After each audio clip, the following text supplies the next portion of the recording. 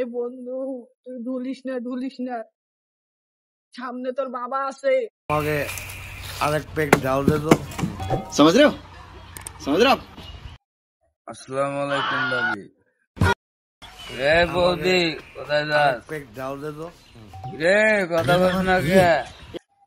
এ ভাবি, ভাবি এ ভালো করে দেখতো আমি কে। लेकिन यार यहाँ में पिघल गया।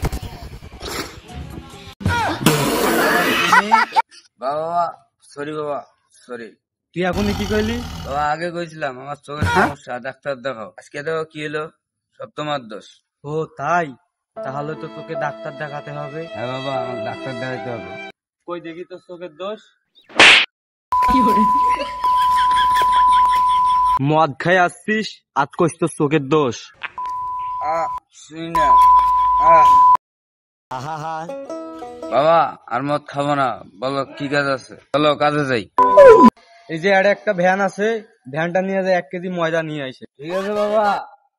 और अभी तो रुको, क्लाइमैक्स अभी बाकी।